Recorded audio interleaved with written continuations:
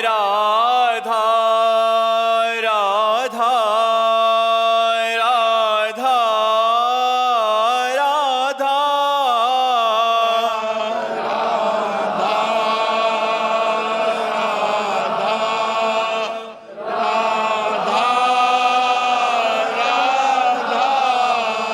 राधा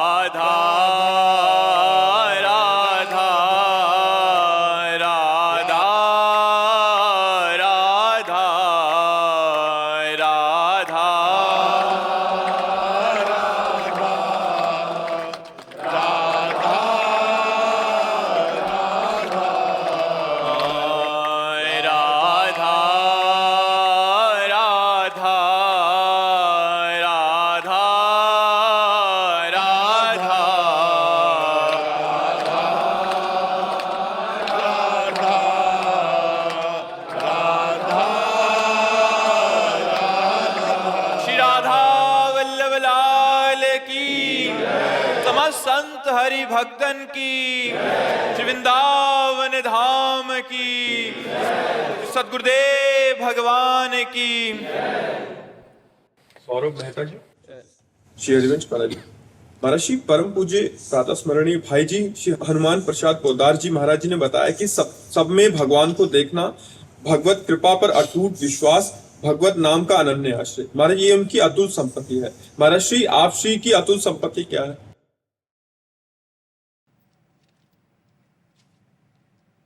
वाणी से बिना बोले अगर समझो तो बस इतनी है, तवैवाश्रिता, तवैवाश्रिता। इसी में तीनों बातें आ जाती हैं।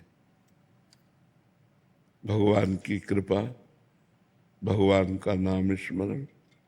जब हम भगवान के आश्रित होते हैं, भगवान की पूर्ण शरण में हम होते हैं, शरीर मन वाणी ये स्वयं हो जाएंगे जब हम हो जाएंगे।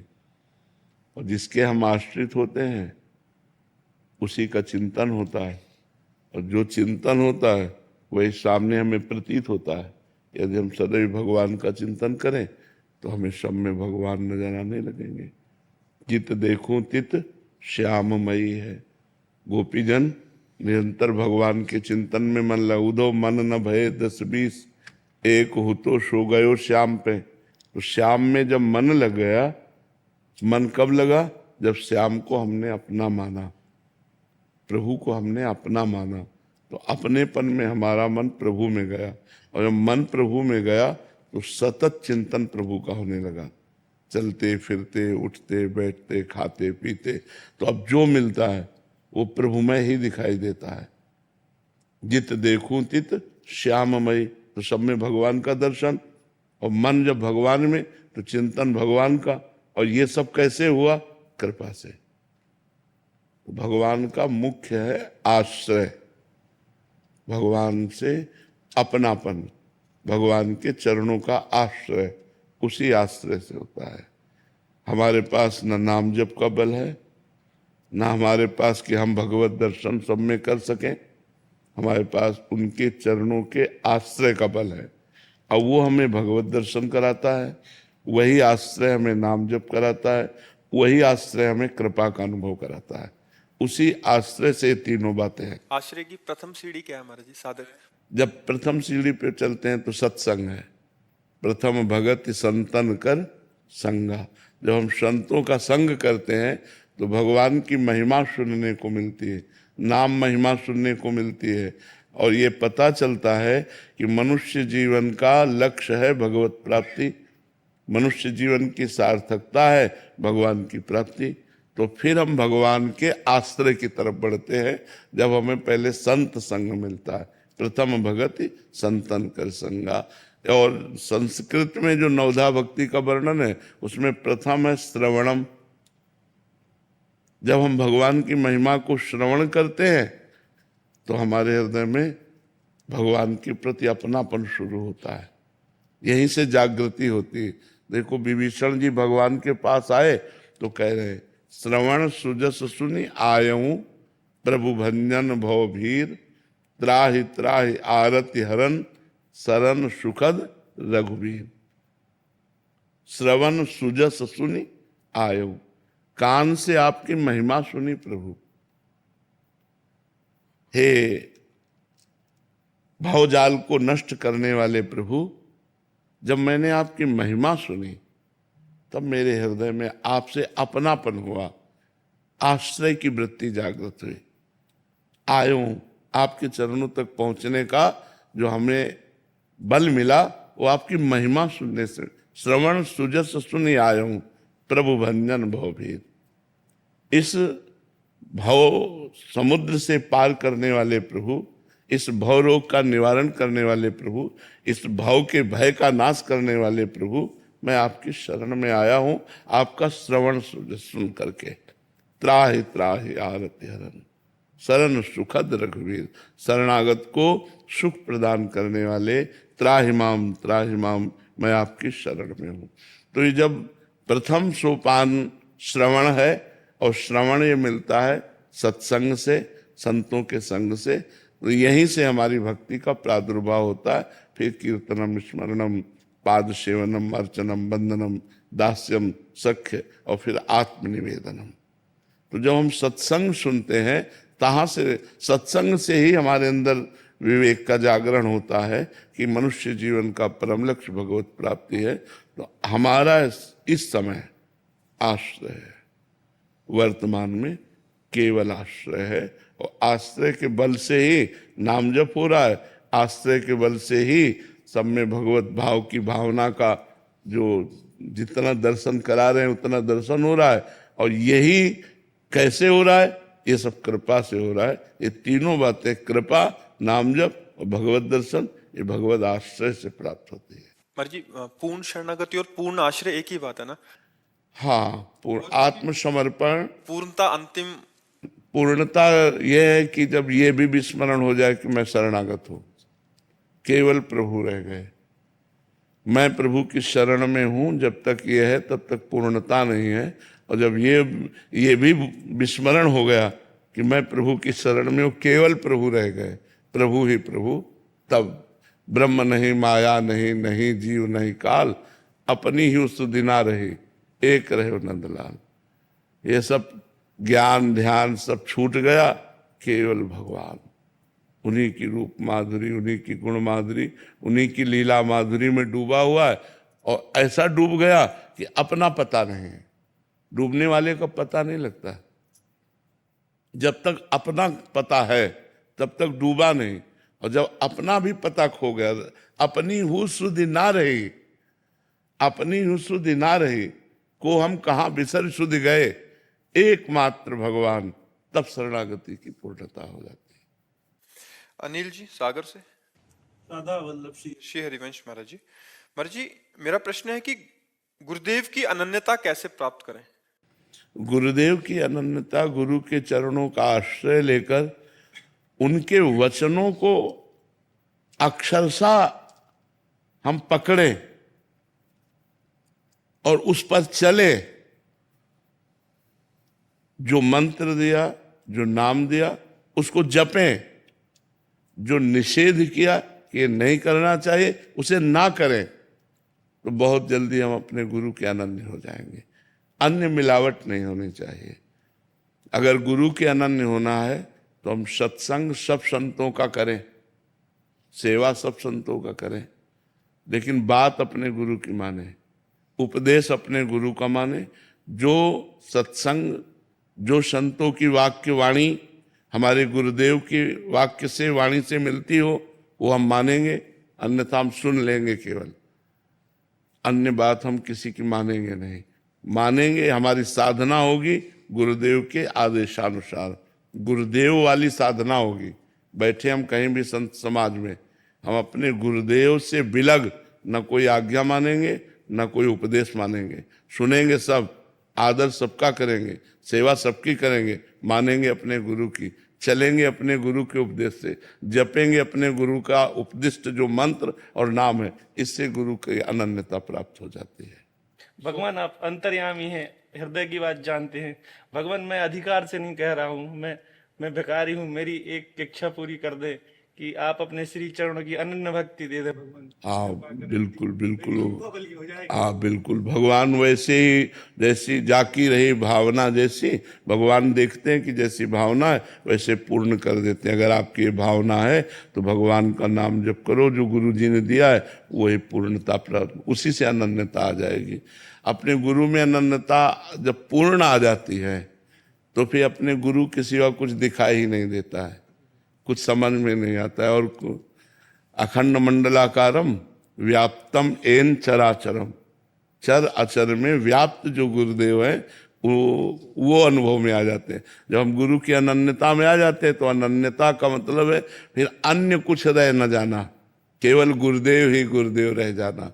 अखंड मंडलाकारम व्याप्तम एन चराचरम तत्पदम दर्शितम मेन तस्मै श्री गुरुवे नमः। वो सब जगह अपने गुरुदेव को देखता है, गुरुदेव के सिवा कोई सत्ता ही नहीं है, ऐसा उसको ज्ञान हो जाता है। अखंड मंडलाकारम, चराचर जगत में केवल मेरे गुरुदेव भगवान विराजमान है, गुरुदेव के सिवा दूसरा कोई है ही नहीं, ऐसा अनन्य भाव आ जाता है।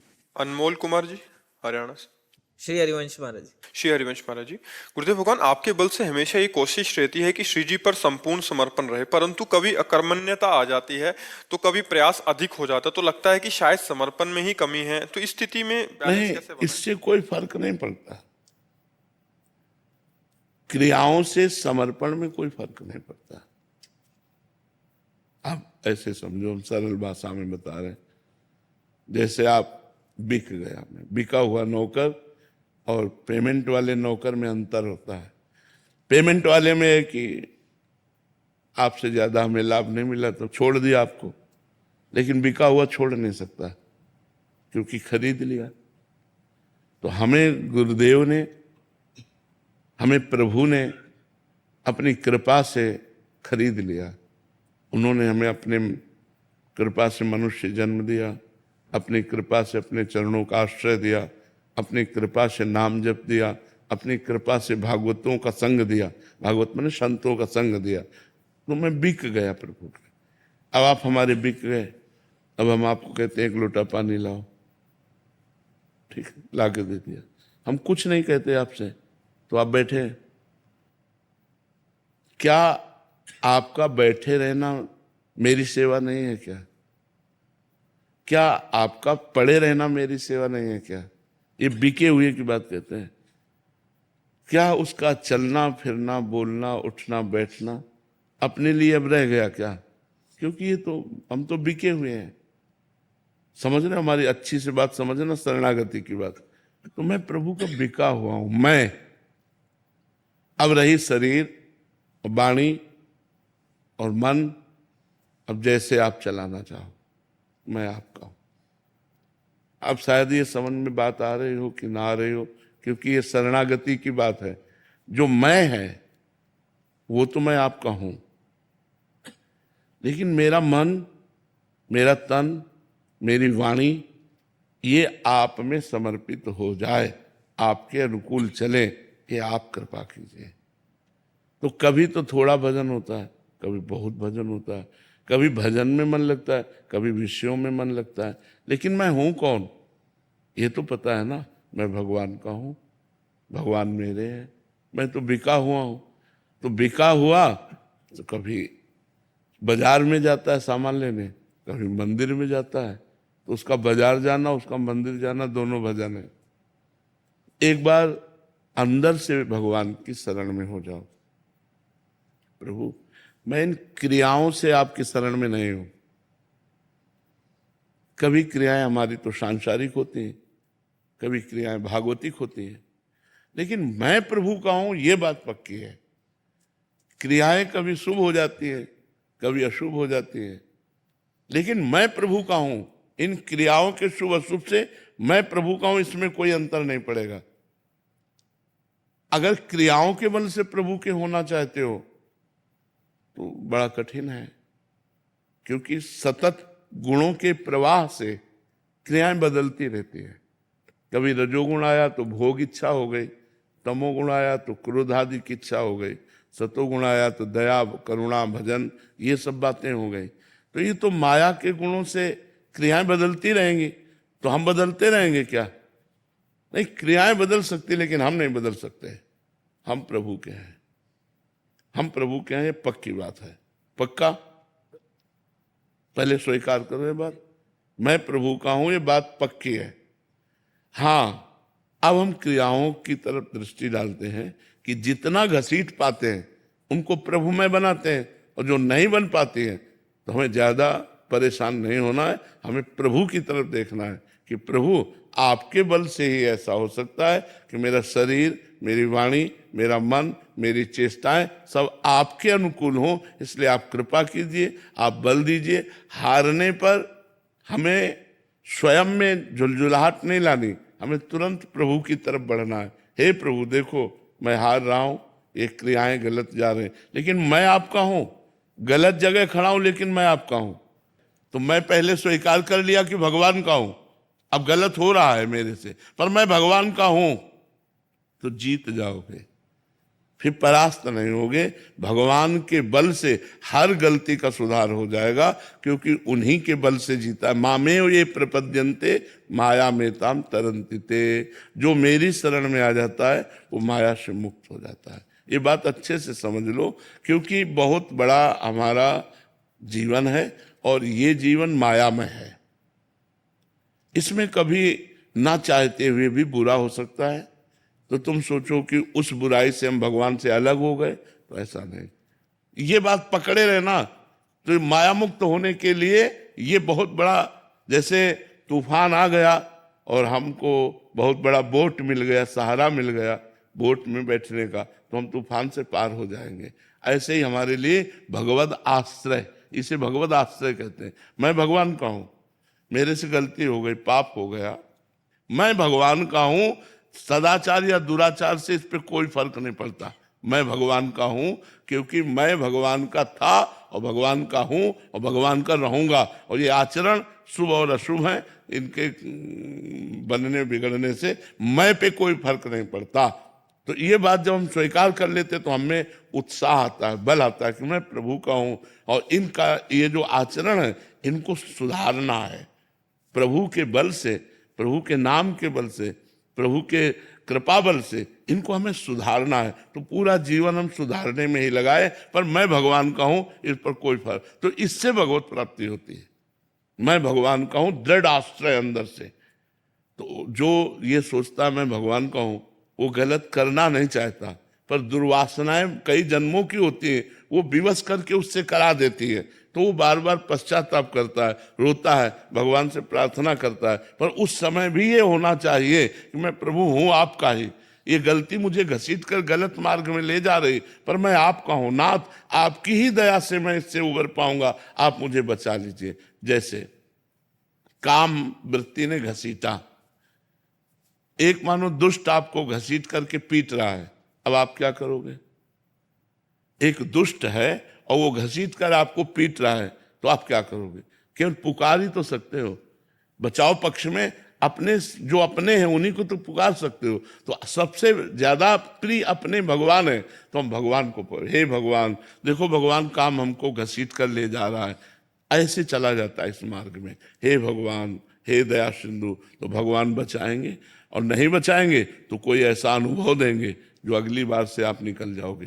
मतलब प्रारब्ध बहुत बुरा है तो फिर वो ऐसा संयोग अभिमान नष्ट करने के लिए हो सकता है, फिर आपको रास्ता देंगे भगवान, ये रास्ता है अंदर ऐसे, और अंदर से आप ऐसी जगह पहुंच जाएंगे जहां काम आपको छू नहीं सकता है। इसलिए पहले तो ये दृढ़ करो कि मैं भगवान का हूं, भगवान मेरे हैं, इसमें कोई संशय नहीं।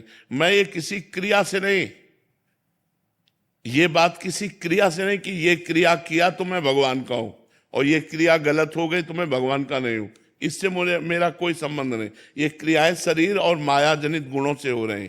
मैं भगवान का था, भगवान का हूं, भगवान का रहूंगा। ये मायाकृत क्रियाएं मुझे भगवान से मिलने में नहीं रोक सकती। मैं भगवान का, ये बल बहुत बड़ा बल है। आप एक बार इसको स्वीकार करके देखें, सब लोग इसको स्वीकार करके देखें कि मैं अच्छा, इसमें कोई संशय है कि मैं भगवान का हूं?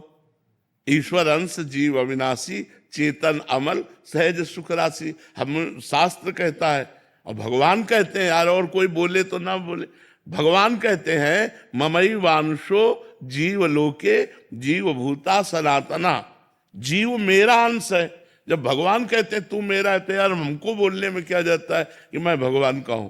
हाँ, जब हमसे गलत कार्य हो जाते हैं तो हमारे अंदर एक अंधेरा छा जाता है, और उस अंधेरे में लगता है पता नहीं मुझे भगवान स्वीकार करेंगे कि नहीं।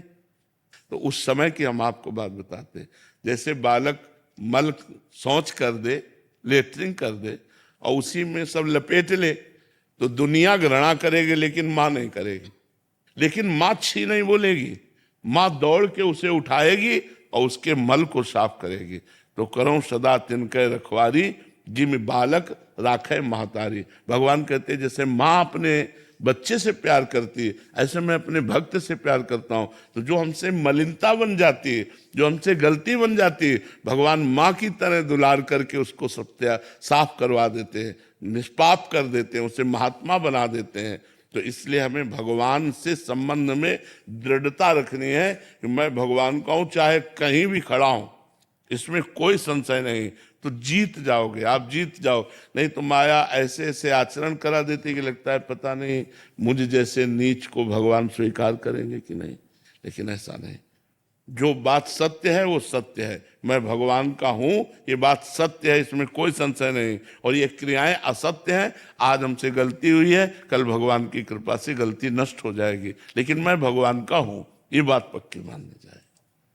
डॉक्टर प्रवीण माहेश्वरी जी, राधे राधे महाराज जी। महाराज जी, मेरा प्रश्न है कि हम जैसे गृहस्थ साधक कैसे भगवान के चरणों में पूर्ण आश्रय प्राप्त करें। हमारी उम्र वानप्रस्थ की हो गई है, 50 साल, बुद्धि के समक्ष है कि श्री जी की कृपा ही सब कुछ है, लेकिन आचरण में फलीभूत नहीं हो पा रही। चाहते हुए भी जीवन नियमित नहीं हो पा रहा, क्योंकि डॉक्टर की नौकरी है, इसलिए सोना उठना खाना पीना कुछ भी नियमित नहीं है। साधना सेवा भी ठीक से नहीं हो पा रही। ऐसे में व्याकुलता इससे कैसे? कोई फर्क नहीं पड़ता। मान लो जिनका नियम से चल रहा है तो बात अलग है। पहली बात ये स्वीकार करो कि मुझे प्रभु चाहिए, क्योंकि जब हमारा लक्ष्य बन जाता है तो हमारे अंदर फिर उसके लिए चेष्टाएं शुरू हो जाती है। हमारा लक्ष्य बन जाना चाहिए, हमें चाहिए प्रभु, क्योंकि ये मनुष्य जीवन की सार्थकता है भगवत प्राप्ति। साधन धाम मोक्ष कर द्वारा, ये मनुष्य शरीर बड़ा दुर्लभ कहा गया है। इसकी दुर्लभता देवताओं से भी बढ़ करके है। बड़े भाग मानुष तन पावा, सुर दुर्लभ, सुर माने देवता, देवताओं को भी दुर्लभ है। तो देवताओं को तो दिव्य शरीर होता है, अपने शरीर में तो बड़ी गंदगी है, उनके तो दिव्य शरीर, वो निकल जाए तो एरिया सुगंधमय हो जाए, लुभायमान हो जाए। लेकिन सुर दुर्लभ, देवताओं के लिए मनुष्य शरीर दुर्लभ है। अगर ऐसा लिखा होता कि मनुष्य शरीर को देव शरीर दुर्लभ है तो वो तो है ही, समझ में आ जाता। लेकिन लिखा है देवताओं के लिए मनुष्य शरीर दुर्लभ है। क्यों? क्योंकि वो भजन नहीं कर सकते, वो केवल भोग विलासिता कर्म के अनुसार जो पुण्य है उस पुण्य का फल भोग सकते हैं। जैसे नरक में पाप का फल भुगाया जाता है तो स्वर्ग में पुण्य का फल भुगाया जाता है। लेकिन मृत्युलोक में मनुष्य शरीर के द्वारा हम भजन कर सकते हैं, ये दुर्लभ बात है। साधन धाम मोक्ष कर द्वारा, इससे हम मोक्ष प्राप्त कर सकते हैं, देवता नहीं प्राप्त कर सकते। देवता भजन नहीं कर सकते कि वो 4 घंटे राम राम बोल सके, वो राधा राधा बोल सके, नहीं, वो नहीं बोल सकते। वो 4 घंटे भोग चिंतन करेंगे लेकिन भगवान का चिंतन नहीं होगा। भगवान का चिंतन करने की सामर्थ्य केवल मनुष्य शरीर में है। इसलिए बहुत जगह लिखा है दुर्लभो मानुषो देहो, मनुष्य शरीर बड़ा दुर्लभ है। लेकिन देहि नाम क्षण भंगुरा, पर ये कभी नष्ट हो सकता है, इसका कोई भरोसा नहीं। दुर्लभ है पर कभी भी नष्ट हो सकता है, इसका भरोसा नहीं। तत्रापि दुर्लभम मन्येत वैकुंठ प्रिय दर्शनम, इसमें भी मनुष्य शरीर में दुर्लभता है। भगवान श्री हरि को प्यार करने वाले और भगवान श्री हरि के प्यारे 2 प्रकार के भक्त बताए। उन भक्तों का सानिध्य मिलना, उनका दर्शन मिलना, तो मनुष्य शरीर की दुर्लभता है भगवत प्राप्ति। अगर हम केवल अपने परिवार का पोषण करते हैं, रुपया पैसा कमाते हैं, खूब खाते पीते मौज मस्ती से जी रहे हैं और भजन नहीं कर रहे, तो मनुष्य शरीर की दुर्लभता का हम अपमान कर रहे हैं। क्योंकि ये चीजें तो पशु पक्षी भी कर रहे हैं। वो अपने अनुसार भोजन करते हैं, वो अपने अनुसार मैथुन करते हैं, उनके अनुसार बच्चे पैदा होते हैं, वो अपने अनुसार जी रहे हैं। यही तो मनुष्य शरीर कर रहा है। अगर केवल इतना ही कर रहा है तो पशु पक्षी और हम में कोई अंतर नहीं रहा। मनुष्य शरीर की दुर्लभता भगवान के भजन की है। तो हमारा पहला गोल लक्ष्य, मुझे भगवत प्राप्ति करनी है, ये अंदर आना चाहिए। क्या ये अंदर आया है? क्या अंदर ये बात है? अब बताइए कि मुझे भगवत प्राप्ति करनी है। क्या इसके लिए जलन होती है? हाँ, कि मेरे अभी जो कर्म है वो भगवत प्राप्ति की योग्य नहीं है, पर मुझे भगवत प्राप्ति करनी है। अब वही आपको साधु समागम में लाई है बात, वो बात ही तो आपको यहां लाई है। वही जो भगवत प्राप्ति की यत् किंचित चाह प्रकट हुई, उसी ने खोज शुरू की। तो खोज कहां होती? शास्त्रों और संतों में। तो जो शास्त्र स्वाध्याय या संत समागम है वो उसी खोज का अंग है। इसका मतलब आप कहीं ना कहीं भगवान से मिलना चाहते हैं। वही चाहत जब संत समागम में लाई, अब संत समागम से उस चाहत की पुष्टता होनी चाहिए। अब हम वो जो सांसारिक कर्म कर रहे हैं वो त्याग नहीं कर सकते, लेकिन सांसारिक कर्म का समर्पण कर सकते हैं। जो हम सांसारिक कर्म करते हैं उनको हम त्याग नहीं सकते, क्योंकि हमारे गृहस्थ धर्म का जो आवश्यकताओं का योग है उसी सांसारिक कर्म से पूर्ण होता है। हमें ये चाहिए, हमें ये चाहिए, हमारी ये आवश्यकता है। हमारे धर्म की पूर्ति भी अर्थ से, धर्म पूर्वक कमाए हुए अर्थ से, कि हम किसी के पति हैं, किसी के पुत्र हैं, कोई हमारा पुत्र है, हम किसी के पिता है। तो इन सब धर्मों का पालन करने के लिए जो हमें आवश्यक सामग्री चाहिए वो कर्म से ही मिलेगी। चाहे वो व्यापार कर्म हो या किसानी कर्म हो या डॉक्टर मास्टर, जो भी हमें कर्म मिला है उसी कर्म से होगी। अब उस कर्म का हम त्याग तो कर नहीं सकते कि त्याग करके संन्यास लेकर हम एकांत बैठे। हम उस कर्म का समर्पण कर सकते हैं। ये प्रश्न आपका ही नहीं है, ये लाखों का प्रश्न है और लाखों के लिए उत्तर है कि उस कर्म का हम समर्पण कर सकते हैं। तो जो कर्म हम करें, जितने घंटे हम करें, उसमें हम भगवद स्मरण के लिए समय निकाल सकते हैं। जैसे आप डॉक्टर हैं, मरीज से आप बात करना शुरू कर रहे हैं, उसके बीच में आप क्या कर रहे थे? जब तक मरीज से बात नहीं कर रहे थे तब तक आप क्या कर रहे थे? तब तक आप नाम जप कर रहे थे। अगर नाम जप नहीं करोगे तो ये प्रवीणता भगवत प्राप्ति की आप में नहीं आएगी।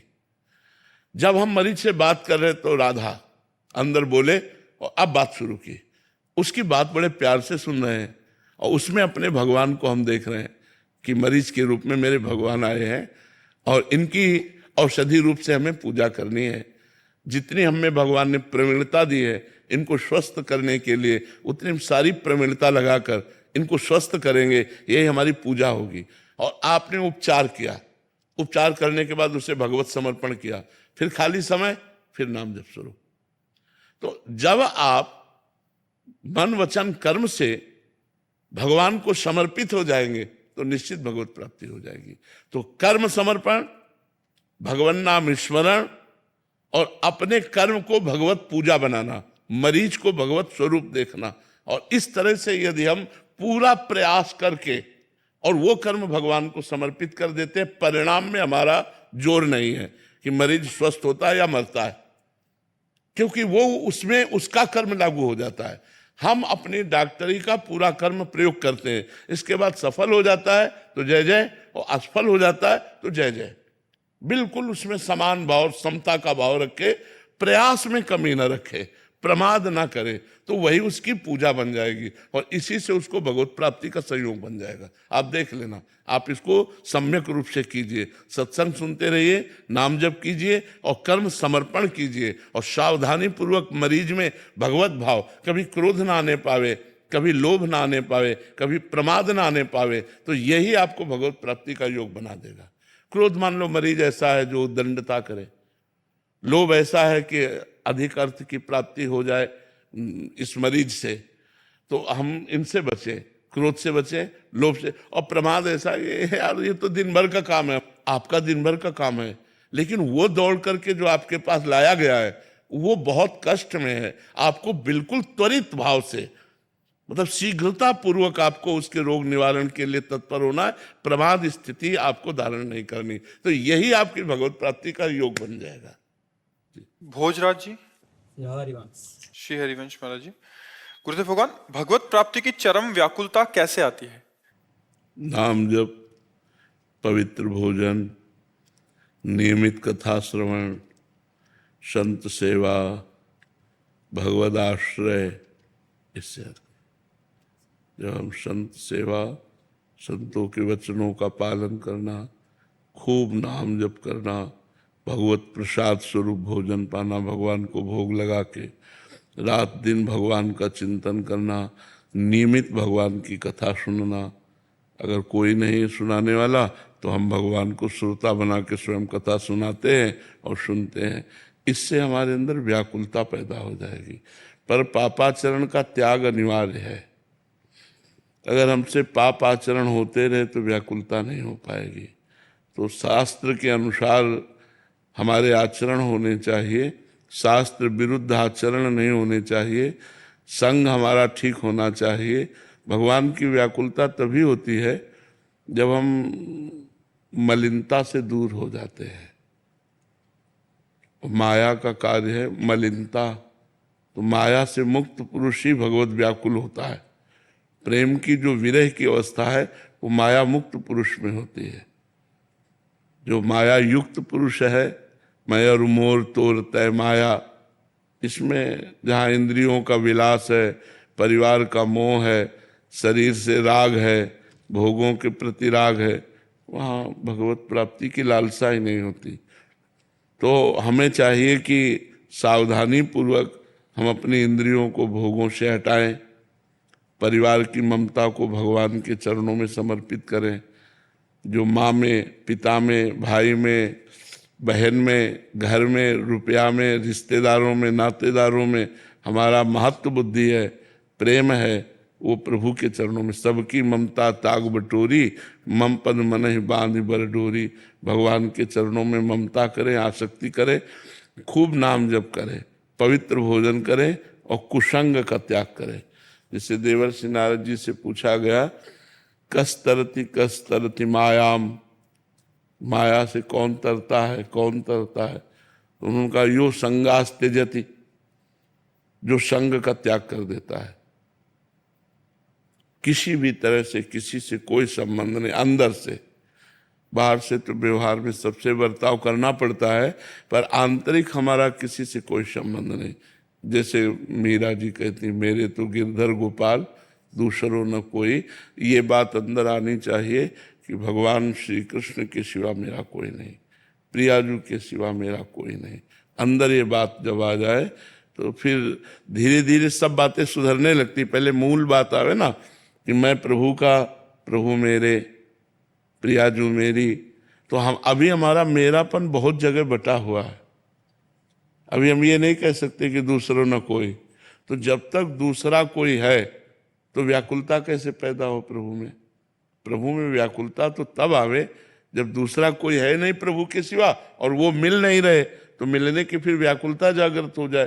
तो हम धीरे धीरे शास्त्र स्वाध्याय, संत समागम के द्वारा जो हमारा पवित्र विवेक है उसके द्वारा हम अपने परिवार का राग भगवान के चरणों में समर्पित करें, अपने शरीर का राग भगवान के चरणों में समर्पित करें, भोगों का राग भगवान के चरणों में समर्पित करें, खूब नाम जप करें, लीला गायन करें।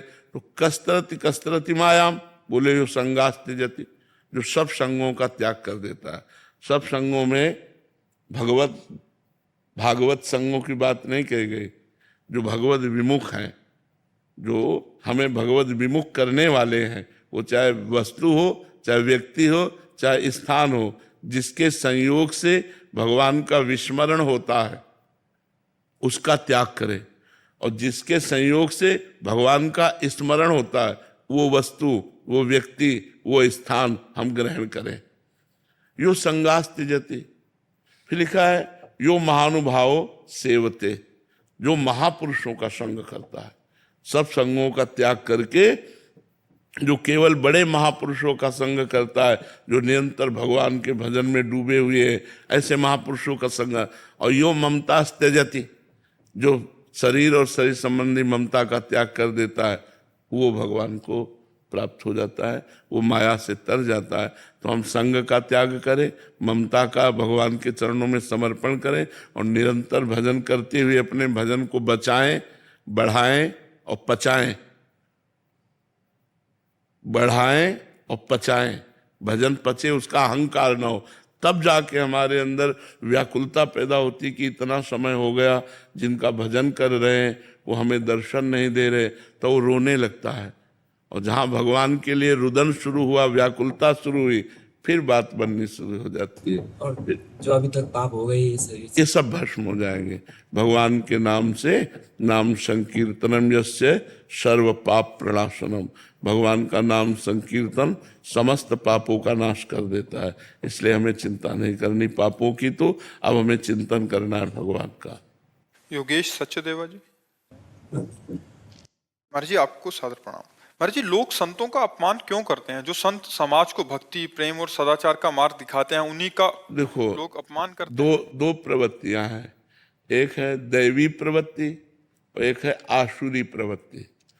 तो दैवी प्रवृत्ति के लोग, देखो आप जैसे हाथ जोड़े बैठे हो, दैवी प्रवृत्ति के लोग संत का, सत्य का, धर्म का, भगवत भाव का झुककर आदर करते हैं, साष्टांग लौट जाते हैं, अपने पूरे शरीर को उनके चरणों में अर्पित कर देते हैं।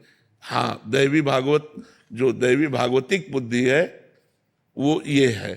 और जो आसुरी बुद्धि है वो देखकर जलन पैदा होने लगती है उनके अंदर। तो अब वो करें तो क्या करें?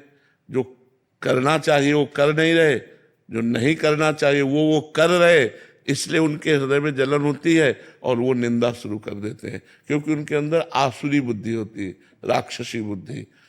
आसुरी बुद्धि स्वसुख वांछा, मनमानी आचरण करना, मनमानी खान पान कर। अब जैसे जो शराब पी रहा है, मांस खा रहा है, व्यभिचार कर रहा है, गंदे आचरण कर रहा है, और जब हमारी बात अगर उसको सुनाई जाए, मतलब वो निंदा करेगा, वो अवहेलना करेगा, क्योंकि वो आसुरी बुद्धि है।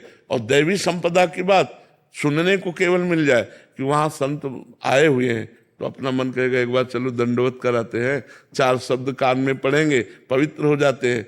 लेकिन जो आसुरी प्रवृत्ति वाला है, अगर उससे बड़ाई बताई जाए कि वहाँ संत है बहुत ऐसा, तो वो निंदा करने लगेगा, तुरंत निंदा करने लगेगा बिना विचार किए हुए, क्योंकि उसकी आसुरी बुद्धि है। तो हमें लगता है कि हमको चाहिए कि आसुरी बुद्धि वालों का संग ना करें। जो नास्तिक हैं, जो भगवत विमुख हैं, जो भक्त भगवान की निंदा करते हैं, ऐसे लोगों से अपने को बचाना चाहिए, जिससे हमारे मन में पवित्रता बनी रहे, उनकी मलिनता ना आवे, क्योंकि संग दोष से हमारे भी मन में वो बात आ सकती है, इसलिए हमें बचना चाहिए। नेहा बंसल। राधे राधे महाराज जी। महाराज जी, मैं जितना नाम जप करती हूँ, तो अगर किसी को उससे ज्यादा करते हुए देखती हूँ, दूसरे साधकों को देख तो बहुत जलन होती है। नहीं, ये गलत है। जब हम जितना नाम जप कर रहे हैं, अगर दूसरे साधकों को नाम जप करते देखें तो उनकी चरण रज लेने का मन हो, उनके चरणों में प्रणाम करने का मन हो, ऐसा मन करे कि काश ये अपना चरणामृत हमें दे दें, इनकी चरण रज ले लें, और जैसे ये भजन करते हैं वैसे मेरा भजन होना चाहिए, मेरे के अंदर भी ऐसे भजन की वृत्ति बढ़े, और प्यार उदय होना चाहिए। तुलसी जाके मुख से धोखे निकसत राम, ताके पग की पग तली मोरे तन की चाम। जिसके मुख से धोखे से राम निकल जाए, तो राम भक्त तुलसीदास जी कहते हैं कि उसके चरण तली तो मेरा शरीर इतना वो पवित्र हो जाता है। अपने श्री सेवक जी महाराज कहते हैं कि जो हरिवंश को नाम सुनावे तन मन प्राण तासु बलिहारी, और जो हरिवंश उपासक सेवे सदा सेवु ताके चरण विचारी। ईर्ष्या तो नहीं हुई ना, जलन तो नहीं हुई ना। जो हमको दिखाई दे रहा बहुत नाम जप कर रहा है, तो हमारे अंदर होना चाहिए कि काश हमें इनका चरणामृत मिल जाए, इनकी चरण धूलि माथे पे लगाएं और भगवान इनके जैसा भजन हमारे अंदर भी बने। हमारी श्रद्धा बढ़नी चाहिए, हमारा भाव उनके प्रति नम्र हो जाना चाहिए। ये हमारे भगवान के भक्त आओ आओ आओ, ना कि जलन होनी चाहिए। ये गलत है, इसका त्याग करो, नहीं तो यही जलन निंदा करवाने लगेगी, फिर उनकी निंदा, उनमें दोष दर्शन, फिर आपका भजन नष्ट हो जाएगा, आपका परमार्थ छूट जाएगा। इसलिए बहुत सावधान। ये जलन ही ईर्ष्या है, और ईर्ष्या बस कुछ भी हो सकता है। मतलब अगर ईर्ष्या बढ़ जाए तो अपने को नष्ट करके दूसरे को नष्ट करने की बात आ जाती है। ईर्ष्या बहुत बुरी चीज है, इसको त्यागना चाहिए। मत सरति, मेरे से आगे निकला जा रहा है, ऐसी भावना को ही ईर्ष्या कहते हैं। इसलिए इसका त्याग करो, भगवान से प्रार्थना करो कि जो नाम जप करने वाले हैं उनको देखते ही मेरे हृदय में उनके चरणों में वंदना करने का भाव हो, उनकी चरण रज लेने का भाव हो, उनका चरणामृत लेने का भाव हो, और ऐसा भाव हो कि वो जैसा भजन करते हैं वैसा मेरा भी भजन होने लगे। ऐसी भगवान से प्रार्थना हो। महाराज जी कह रहे हैं कि जब भी कोई प्रॉब्लम आती है तो ठाकुर जी उस प्रॉब्लम से निकाल देते हैं, बट कोई दूसरा ज्यादा नाम जब करता है तो मेरे को लगता है कि ज्यादा मदद उसकी करते होंगे। महाराज जी, मतलब हमेशा मेरे को जब भी कोई प्रॉब्लम आती है निकाल देते हैं, लेकिन उसका धन्यवाद कैसे कर सकते हैं भगवान जी का? अपने माँ को कभी धन्यवाद दिया है क्या? दिया है क्या? अपनी माँ को कभी कोई जीवन में थैंक यू बोलता है क्या? क्यों? इतना वो प्यार करती, इतना दुलार। मेरी माँ है यार। माँ और पिता को कभी, पिताजी हमको एक मोबाइल दे दो, उन्होंने मोबाइल दे दिया, थैंक यू, ऐसा कभी कोई बोलता है क्या? क्यों? क्योंकि थैंक यू दूसरों से बोला जाता है, अपनों से थैंक यू नहीं बोला जाता, धन्यवाद नहीं बोला जाता। तो भगवान कौन है? सबसे प्यारे अपने हैं, तो उनको हम धन्यवाद काहे को दें? वो तो हमारे प्रभु हैं, वो हमारे प्रीतम है। धन्यवाद की जरूरत दूसरों को होती है। तुम नहीं बचाओगे तो और कौन बचाएगा? तुम नहीं संभालोगे तो और कौन संभाले? तुम्हारी गरज है, क्योंकि मैं तुम्हारा हूं, तुम्हें संभालना पड़ेगा, तुम्हारी जिम्मेवारी है, हम क्यों चिंता करें? तो ये बात समझना पड़ेगा कि हम अपने प्रभु को कितना आदर देते हैं, अपने जीवन में हम प्रभु को कितना स्थान दिए हैं। हृदय में किस किस का स्थान ज्यादा है, प्रभु का या संसार के संबंधों का? भगवान को तो धन्यवाद देना बनता ही नहीं, क्योंकि वो सबसे ज्यादा प्यारे अपनी आत्मा है। अच्छा, अपने को कभी कोई धन्यवाद, कोई अच्छा काम हो गया तो हम कहते हैं क्या, शाबाश शाबाश धन्यवाद ले। तो अगर हम आत्म स्वरूप से देखें तो भगवान हमारी आत्मा है, अगर प्रीता स्वरूप से देखें तो सबसे प्यारे लाडले, जैसे हमारी माँ, जैसे हमारे पिता, तो तुम्हें हो माता च पिता तुम्हें हो, तुम्हें हो बंधुस्थ सखा तुम्हें हो। तो हम कैसे धन्यवाद दें? तो हमें लगता है धन्यवाद दूसरों को दिया जाता है, अपनों को नहीं। और अपनों में सबसे ज्यादा अपने भगवान हैं, इसलिए हम उन्हीं के आश्रित रहें, और वो जैसी परिस्थिति लाते हैं उसमें हम राजी रहें। पर भगवान के भजन करने वालों में ईर्ष्या न करें, क्योंकि ये गिरा देगी, ये फिर आपको अपनी भक्ति से गिरा देगी। हरिवंश शरण, खड़े हो जाओ, बताओ संत भगवान आप। आपका प्रश्न है महाराज जी। गुरुदेव, मुझे छोटी छोटी बातों पर गुस्सा बहुत आता है और धीरे धीरे वो उद्दंडता में बदल जाता है। कृपया करके कोई ऐसा उपाय बताएं जिससे मैं अपने गुस्से पर नियंत्रण कर सकूं। हाँ, बात तो सही तुम्हारी। राधा नाम जपते हो कितना? अब तो माला है तो सिर्फ 4-5 हजार ही हो पाता है, तो काउंटर से ज्यादा नहीं पता। ज्यादा क्यों नहीं पता? लड़का बच्चा है क्या तुम्हारे कि तुम्हें लड़का बच्चा के ब्याह की चिंता है कि? महाराज जी 1-2 साल पहले तक ये साधक था, अब ये सिद्धावस्था है। नहीं भाई, अब जैसे जैसे तुम बड़े हो रहे हो वैसे वैसे तुम्हारा भजन कम हो रहा है। रोम रोम से चल रहा है, कह रहे हैं। रोम रोम से चल रहा है अभी। नहीं, काउंटर से हमको जप के अधिक से अधिक नाम जप करके दिखाओ। जब आप अधिक नाम जप करोगे, समझ रहे हो ना, तो आपके अंदर शांति आएगी। जब छोटी छोटी बातों में जो गुस्सा होता है ना, वो हृदय कमजोर हृदय होता है, वो मलिन हृदय होता है। निर्मल हृदय में क्षणे तुष्टा क्षणे रुष्टा, रुष्टा तुष्टा क्षणे क्षणे ये नहीं होता, उसमें गंभीरता होती है। इसलिए आप नाम जप और बढ़ाओ। माता पिता के रोज पैर छूते हो? देखो सब गलत करने लगे। छोटे थे तुम सब बात सही करते थे, अब तुम सब गलत करने। रोज माता पिता के पैर छुआ करो, ठीक है? रोज पैर छुआ। सब संतों को प्रणाम किया करो। करते हो संतों को प्रणाम? संत करते हैं इसको। इसी में तो बिगड़ गया। वो एक दो वीडियो चले गए हमारे साथ के, हाथ तब से सिद्ध हो गया। छोटा बच्चा था तो आके पद्मासन में बैठा और पास में वार्ता हुई तो वीडियो चला गया, तो इसके बहुत फ्लावर क्या कर फॉलोअर हो गए। अब वो सिद्ध हो गया। नहीं, गलत बात। सब संतों को प्रणाम किया करो, माता पिता के पैर छुआ करो और खूब नाम जप करो, ठीक है? चतुरासी जी का पद आता है कोई? महाराज जी की कृपा से 12 पद तो अच्छे से आते हैं। 12 पद अच्छे से आते हैं। पहला पद सुना दो। जोई जोई प्यारो करे सोई मोहि भावे, भावे मोहि जोई सोई सोई करे प्यारे। मुको तो भावती ठोर प्यारे के नैनन में प्यारो भयो चा मेरे नैनन तारे। मेरे तन मन प्राण ऊते प्रीतम प्रिय, अपन कोटि का प्राण प्रीतम सोहारी। जय सीत हरिवंश हंस हंसनी सवल कौन करे तरंगनी। हाँ ठीक है, बहुत अच्छे बच्चे हो। गंदे बच्चों का संग मत करना, कोई गंदी बात मत करना, नाम जप करना, माता पिता को रोज प्रणाम करना। यहाँ के सब संतों के चरणों में श्री हरिवंश, जो संत मिले श्री हरिवंश, तो धीरे धीरे ठीक हो जाओगे, ठीक है? बैठ जाओ। हमको चैतन्य महाप्रभु ने जो कार्य किया महाराज जी, और आपसे महाराज जी जो हम देख रहे हैं, वाणी के माध्यम से करोड़ों लोगों को लाभ मिल रहा है और आचरण करके भी दिखा रहे हैं सबको कि क्या करना चाहिए से। महाराज जी हम लोगों के लिए तो बहुत बड़ा अवलंब है। अवध में सब देखा हमने, अवध में ही थे उस समय, सब जो मिलन हुआ है। और गुरु शरणानंद जी महाराज भी पधारे, मनु पीठाधीश्वर जी महाराज पधारे, और जो बात हमने देखा महाराज जी, वो श्री चैतन्य महाप्रभु की याद आ गई, जो पढ़ा उनका। और आपके द्वारा जो हम जैसे तुच्छ जीवों को बताया जा रहा है, इसमें कोई संदेह नहीं। इसमें प्रियाजू की कृपा और संतों ब्रजवासियों की कृपा। देखो हम अधम जीव हैं, हमारी सामर्थ्य क्या, लेकिन प्रियाजू की कृपा है। और प्रियाजू के अधीन लालजू हैं, लालजू के अधीन सब कोई है। इसलिए बड़े बड़े संत भगवान भी दुलार करने आते हैं।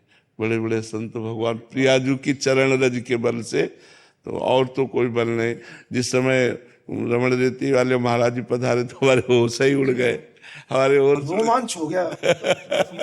अरे हमका कैसे, ऐसा कैसे हो सकता है? रोमांच, जो मिलन देखा नेताजी ने, मैं ही मिलन हो।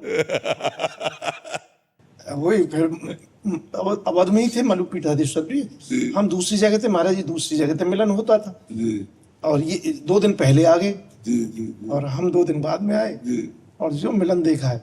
सबसे बड़ी महाराज जी व्यास जी का जो सिद्धांत है, वो हम लोगों के लिए आपने पलट करके दिखाया है कि सब संतों में गुरुदेव का दर्शन कर। ये व्यास जी के सिद्धांत को आपने प्रत्यक्ष दिखाया है।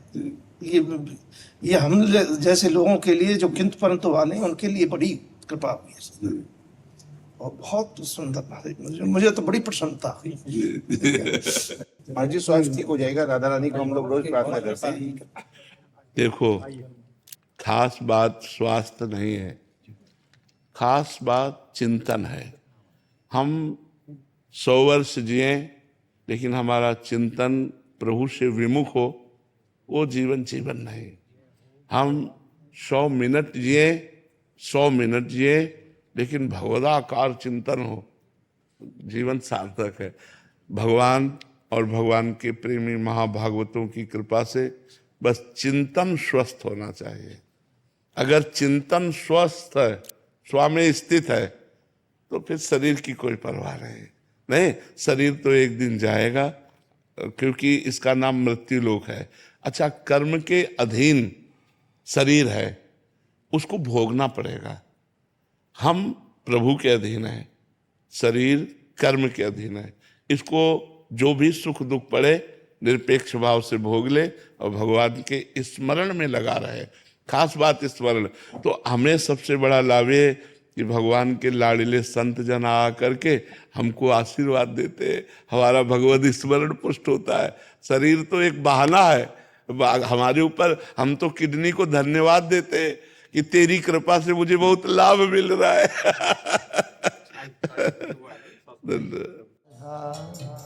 राधा